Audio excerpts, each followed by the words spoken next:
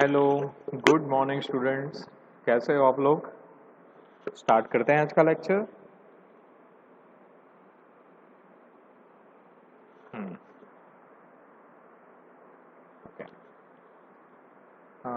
अभी हम देख रहे हैं ARM7 TDMI, जो हमारा ऑर्गेनाइजेशन है उसके बेस्ड हमारा जो माइक्रो कंट्रोलर है LPC2148, उसमें से कैसे हम टाइमर्स को प्रोग्राम कर सकते हैं।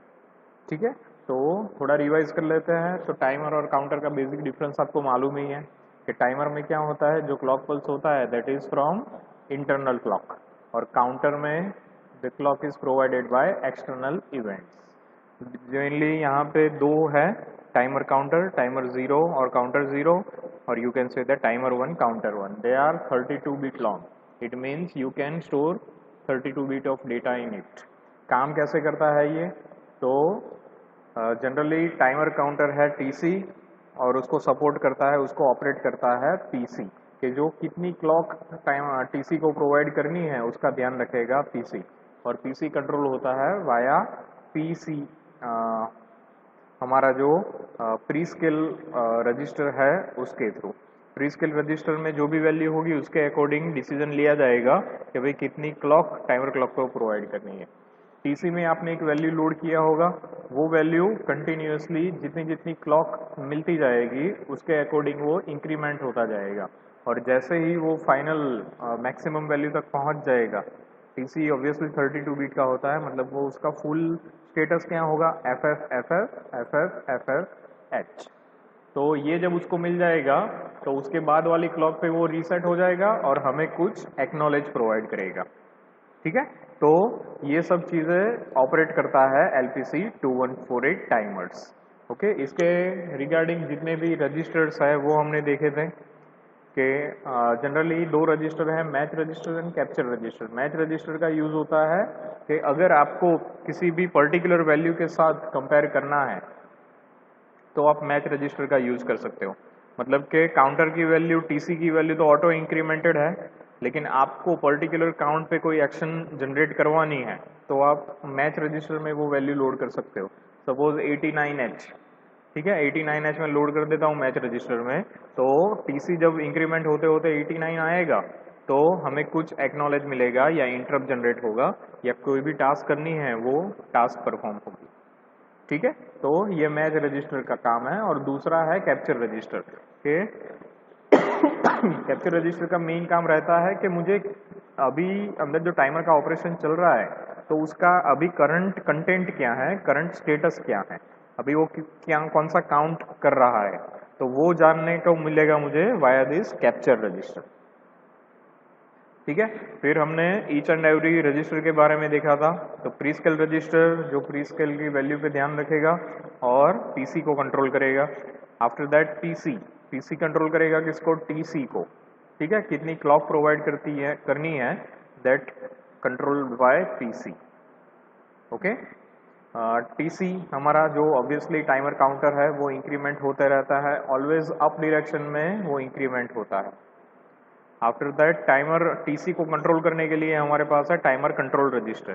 टाइमर कंट्रोलर को, कंट्रोल रजिस्टर को, मतलब कि टाइमर को आप इनेबल या डिसेबल या फिर रीसेट भी कर सकते हो।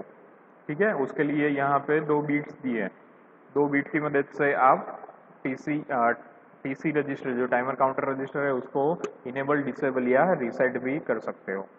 ठीक है, उसके बाद है count control register. Count control register क्या करता है, count control register counter mode को कंट्रोल करता है। ठीक है, मतलब कि आपको जो एक्सटर्नल डिवाइस क्लॉक प्रोवाइड करने वाली है वो राइजिंग एज पे आपको क्लॉक चाहिए या फॉलिंग एज पे चाहिए या फिर लेवल ट्रिगरिंग में चाहिए, क्या चाहिए आपको, तो वो सब प्रोवाइड करेगा CTCR, काउंट कंट्रोल रजिस्टर।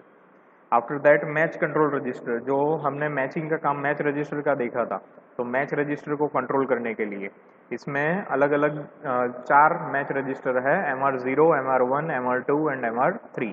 तो ये मैच कंट्रोल रजिस्टर की जो 8 बीट है, एक्चुअली ज़्यादा बीट्स है, एक रजिस्टर को कंट्रोल करने के लिए 3 बीट्स यूज होती हैं। 0 to 2 is used for MR0, 3 to 5 is used for MR1, 6 to 8 is used for MR2 and 9 to 11 for MR3। ठीक है, उसी तरह से मतलब आप क्या करवाना चाहते हो कि आपको अगर मैच मिलता है तो मुझे इंटरप्ट जनरेट करवाना है, मैच मिलता है तो मुझे काउंटर को स्टॉप कर देना है, या ये ऐसे 3 एक्शन आप कंट्रोल कर सकते हो via this 3 bits, bit 0, 1 and 2। Okay, after that interrupt register, जो अगर आपने MR0 को एज ए इंटरप्ट में बीट 0 उसकी सेट की है तो क्या होगा कि जब भी आपको मैच मिलेगा, मैच रजिस्टर का TC के साथ जब मैच होगा तो इंटरप्ट जनरेट होगा, और वो इंटरप्ट आपको क्या करवाना है तो वो यहाँ पे आप ये टेबल से फॉलो करवा सकते हो। ठीक है, यहाँ तक हमने लास्ट लेक्चर में स्टडी किया था। ये लेक्चर में देखते हैं कि how can you configure a timers. Okay, timer को आप कैसे कन्फिगर कर सकते हो। जनरली आपको मालूम ही होगा कि टाइमर क्या चीज़ है। तो टाइमर ऑपरेट होता है वो अप डायरेक्शन में काउंट करने लगेगा, लेकिन किस मतलब 1 सेकंड पे अप करना है काउंट, या 1 मिली सेकंड में, 1 माइक्रो सेकंड में, कौन से टाइम में, तो वो आपको बोलना पड़ेगा कि आपको कब उसको इंक्रीमेंट करना है, कितने टाइम के ड्यूरेशन में उसको इंक्रीमेंट करते जाना है। ठीक है, तो before configuring the timers we need to perform some calculation related to prescale register. तो ये प्री स्केल रजिस्टर आपको मालूम ही है कि आपको 2 क्लॉक के बाद भी टाइमर इंक्रीमेंट कर सकते हो, 3 क्लॉक के बाद भी एक काउंट इंक्रीमेंट होगा, 4 क्लॉक के बाद, 5 क्लॉक के बाद, ऐसे आप जितना चाहे उतना करवा सकते हो। ओके, मैक्सिमम कैपेसिटी है उसकी 65536 जितनी। ठीक है, आप ऐसा भी कर सकते हो कि 1000 क्लॉक के बाद आप काउंट को इंक्रीमेंट कराओ। ठीक है, तो that is totally depends on number of clocks.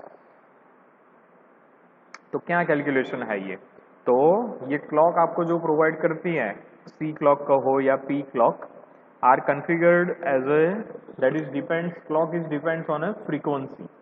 आपको मालूम ही है कि एक्चुअली ये माइक्रो कंट्रोलर है LPC2148, उसको टाइम कैसे मालूम पड़ेगा।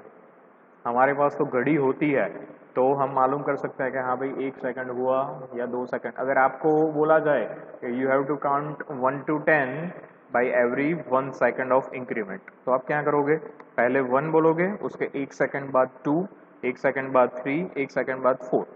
तो कंट्रोलर को ये कैसे मालूम पड़ेगा कि भाई ये 1 सेकंड हुई है। ओके, तो उसके लिए प्रोवाइड करते हैं क्लॉक। ठीक है, तो क्लॉक का कैलकुलेशन करके आप कंट्रोलर को बता सकते हो कि भाई तुझे इतनी क्लॉक के बाद इंक्रीमेंट करते जाना है। ठीक है, समझ में आया।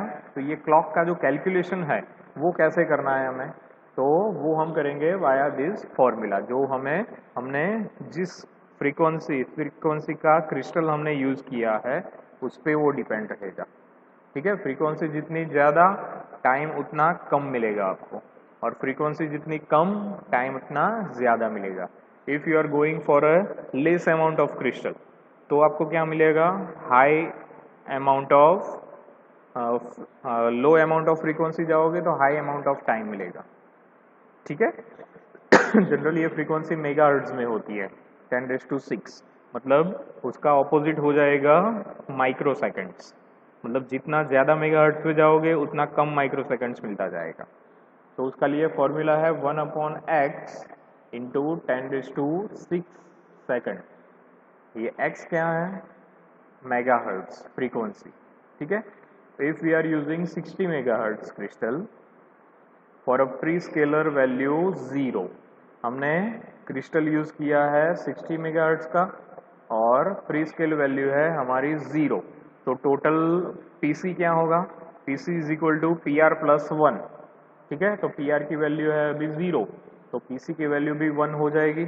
तो PC 1 है, इसका मतलब क्या है कि जो हमारा टाइमर काउंटर है वो इंक्रीमेंट होगा एवरी 1 क्लॉक। ठीक है, हर एक क्लॉक के बाद वो इंक्रीमेंट होता जाएगा। अगर PR की वैल्यू 2 है तो PC की वैल्यू क्या होगी, PC की वैल्यू होगी 2 + 1 दैट इज 3। ओके, तो मतलब जो हमारा टाइमर काउंटर है TC वो इंक्रीमेंट होगा आफ्टर एवरी 3 क्लॉक पल्सेस। ठीक है, तो ऐसे आप कर सकते हो। तो मतलब यहाँ पे 60 मेगाहर्ट्ज का क्रिस्टल है तो 1/60 because we have PC, actually ये है PC PC upon x into 10⁶। तो यहाँ पे PC की वैल्यू है 1, तो 1/60 इंटू 10⁶, तो कितना हुआ 0.16 माइक्रो सेकेंड्स। उसी तरह से अगर PR की वैल्यू है 59999, ओके, तो PR प्लस 1 कितना होगा 60,000, ओके, यानी कि PC की वैल्यू हो गई मेरी 60,000, तो 60,000 डिवाइड बाय 60, तो क्या होगा 1000 रहेगा, 1000 divide by 10⁶, that is 1 millisecond. तो अगर मैं PR की वैल्यू 59999 यूज करूंगा और क्रिस्टल 60 मेगाहर्ट्ज का रखूंगा, तो after every 1 millisecond my count will be incremented. अभी समझ में आ गया आपको? तो सबसे पहले आपको ये कैलकुलेशन समझना बहुत ही जरूरी है, ठीक है। व्हाट आर द स्टेप्स, आपको क्या क्या कॉन्फ़िगर करना पड़ेगा before starting the actual timer, ठीक है। तो ये स्टेप्स कौन से हैं? सबसे पहले है set appropriate value to timer counter, okay. Timer counter में आपको जहां कहीं से भी आपका टाइमर स्टार्ट करना है वो आप लोड कर सकते हो using this TCTCR, okay, timer counter register. Define the pre scale value in pre scale register, okay. Pre scale value किसके लिए चाहिए? आपको कितना काउंट इंक्रीमेंट करवाना है वो ध्यान रखने के लिए। Next is set the values in a match register if required. अगर आपने माना कि TCTCR इसको आपने स्टार्ट किया है 20 से, जनरली ये 32 बिट का होता है, लेकिन समझने के लिए अभी हम 8 बिट का ही है ऐसा कंसीडर करेंगे। तो मैं स्टार्ट कर रहा हूँ 20 से, तो मैंने 20 वैल्यू लोड कर दिया है यहाँ पे, ठीक है। मतलब मेरा काउंट जो है वो 20 से स्टार्ट होगा, यानी 20, उसके बाद 21, 22, 23, 24, ठीक है। दूसरा हुआ pre scale value. Pre scale value load करोगे, इसका मतलब क्या होगा, आपने टाइम सेट किया है दो काउंट के बीच का, 20 से कितनी सेकंड बाद 21 तक पहुंचना है, 21 से कितनी सेकंड बाद 22 तक पहुंचना है, वो वैल्यूज आप लोड करोगे using this pre scale value register. Set values in a match register if required. अगर आपको 20 से स्टार्ट किया है, अगर मुझे ऐसा कोई पॉइंट चाहिए कि जो 30 आए तो मुझे एक्नॉलेज मिले, 40 आए तो एक्नॉलेज मिले, तो मैं क्या करूंगा, मेरे पास 4 मैच रजिस्टर है, तो एक रजिस्टर में मैं डाल दूंगा 30H। तो after every count up match register will be compared with the timer counter, ठीक है। Set appropriate value in TMCR if using match register और अ इंटरप्ट।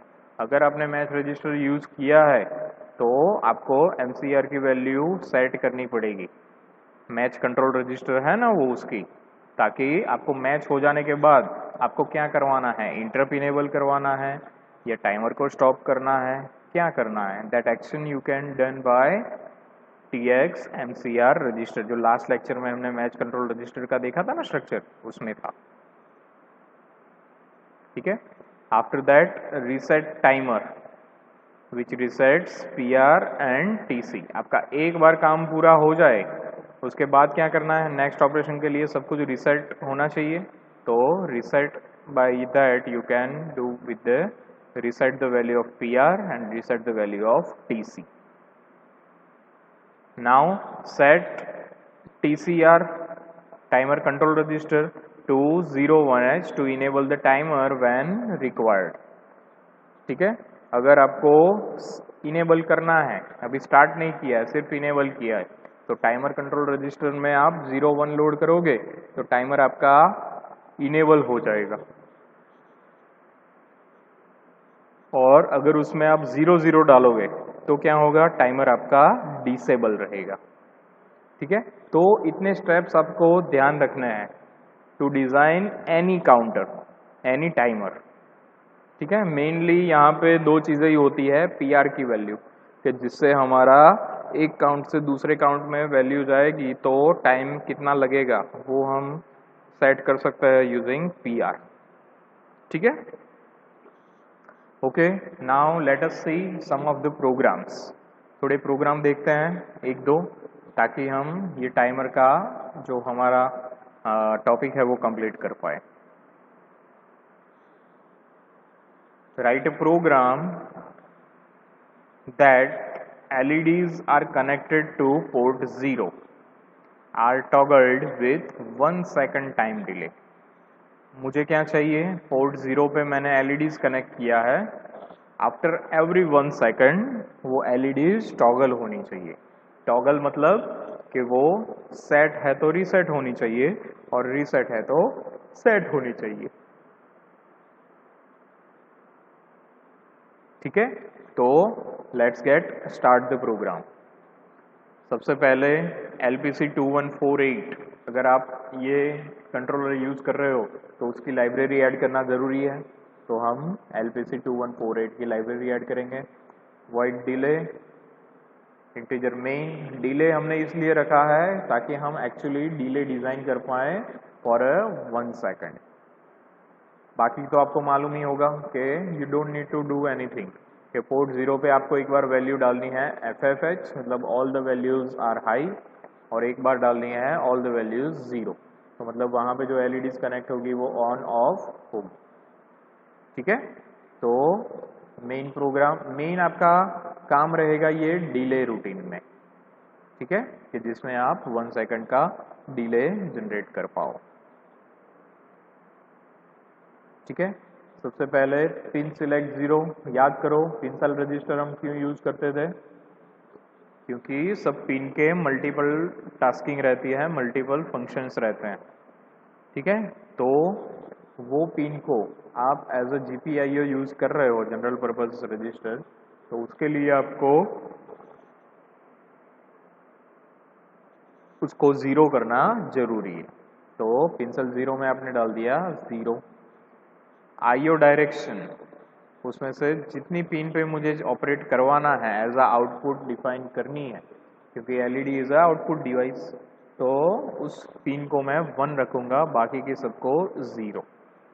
ठीक है, तो 7 मतलब क्या, 1 1 4 प्लस 3 प्लस 2 प्लस 1, मतलब कि लास्ट 4 जो डिजिट्स है हमारी वो हाई रहेगी, बाकी के सब 0 रहेगी। लास्ट 3 डिजिट 1 2 एंड 4, ये 3 डिजिट्स है वो हाई रहेगी, मतलब वो 3 pin as a output consider होगी, वहां पे 3 पिन पे ही मैंने LEDs कनेक्ट किए। ठीक है, वाइल 1 क्या रिप्रेजेंट करता है, it represents that my infinite loop. ये क्या रिप्रेजेंट करता है, that it is infinite loop. Okay, IO set 0 क्या करेगा ये, मैंने सबसे पहले IO सेट मतलब वो जो 3 पिन थी उसको हाई कर दिया। After that a delay is there, after that I will make IOCLR। IOCLR में एक चीज़ आपको बहुत ध्यान रखनी थी कि IOCLR में पर्टिकुलर बीट को जब आप सेट करते हो तो वो बीट, एक्चुअल बीट वो रीसेट होती है। ठीक है, मतलब कि वो 3 बीट रीसेट हो गई। ठीक है, आफ्टर दैट डिले। अभी ये पूरा प्रोग्राम इनफाइनाइट लूप में चलता रहेगा, मतलब कि 3 बार ये पिन सेट होगी, 3 बार ये पिन रीसेट होगी। तो इस तरह से आप 1 सेकंड का डिले जनरेट करके LEDs को टॉगल कर सकते हो। ठीक है, मेनली ये डिले क्या था, जो हमारा डिले रूटीन है कि हमें 1 सेकंड का डिले जो जनरेट करना था वो कैसे किया हमने, तो मेन जो डिले एज अ फंक्शन हमने यूज़ किया है उसमें क्या किया है हमने, तो सबसे पहले किया है T0 TCR 1 लेस 1, मतलब कि टाइमर को हमने रीसेट किया। ये 1 लेस 1 मतलब क्या, कि जो मेरा लास्ट डिजिट है bit 1 that is 1, all the bit are remaining bit are 0, तो मतलब उससे क्या होगा, मेरा टाइमर रीसेट हो जाएगा। उसके बाद मैच वैल्यू मैंने फाइंड किया, जो आगे थोड़ा कैलकुलेशन मैंने किया है फॉर 1 सेकंड मुझे कितना चाहिए, तो मैच रजिस्टर में मैंने डाल दिया 499999। ओके, प्री स्केल वैल्यू मैंने डाली 10, मतलब after every 11 clock pulses my count will be incremented. ठीक है, मतलब के 11 क्लॉक अप्लाई होगी तब मुझे 1 सेकंड का डिले मिलेगा। ठीक है, TOPC एंड TOTC 0, मतलब वो क्या करते हैं, 0 से स्टार्ट किया है हमने। ठीक है, TOMCR, okay, generate interrupts and reset on a match. जब भी आपको मैच फाइंड मिलेगा, TC 0 से स्टार्ट होगा, 0 1 2 3 4 5, जैसे ही उसकी वैल्यू 499999 तक पहुंचेगी एक इंटरप्ट इनेबल होगा। इंटरप्ट इनेबल करने के लिए आपने क्या किया, उसकी सेकंड नंबर की बीट को भी 1 किया और 0 नंबर की बीट को 1 किया। ओके, T0 MCR में 0 नंबर की बीट 1 करते हो, उसका मतलब है कि आपको इंटरप्ट यूज करना है। ओके, और 1/2 का क्या मतलब है कि इंटरप्ट मतलब आपको जब भी मैच मिल जाता है तो टाइमर विल बी रीसेट। ठीक है, तो जब भी आपको मैच मिलेगा तो इंटरप्ट भी जनरेट होगा और मेरा जो TC रीसेट है वो रीसेट हो जाएगा। TC will be reset.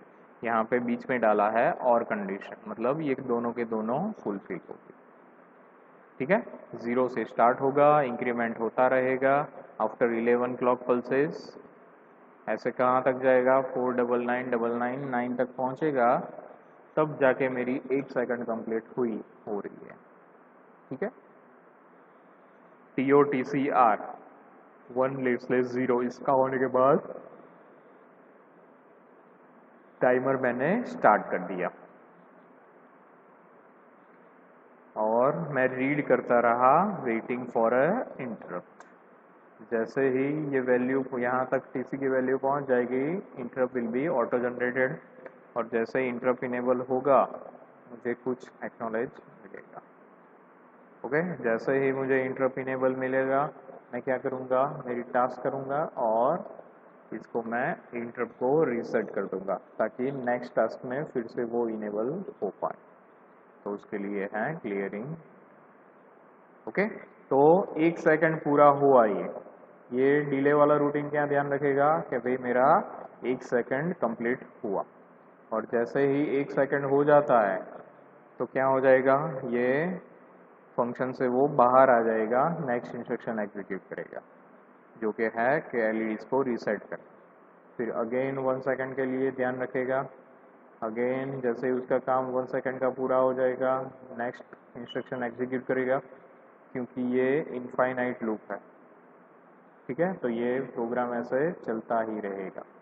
Main यहाँ पे ये चीज़ ध्यान रखनी है कि कैसे अपने 1 सेकंड का डिले जनरेट किया। ठीक है, सो होपफुली ये प्रोग्राम भी आपको समझ में आ गया होगा। टाइमर का जो ऑपरेशन है वो बहुत ध्यान रखने लायक चीज़ है। सब कंट्रोलर में टाइमर्स अलग अलग होते हैं। ठीक है, ओके, तो यहाँ पे हम हमारा टाइमर का जो टॉपिक है वो पूरा करते हैं। Thank you for this lecture, thank you.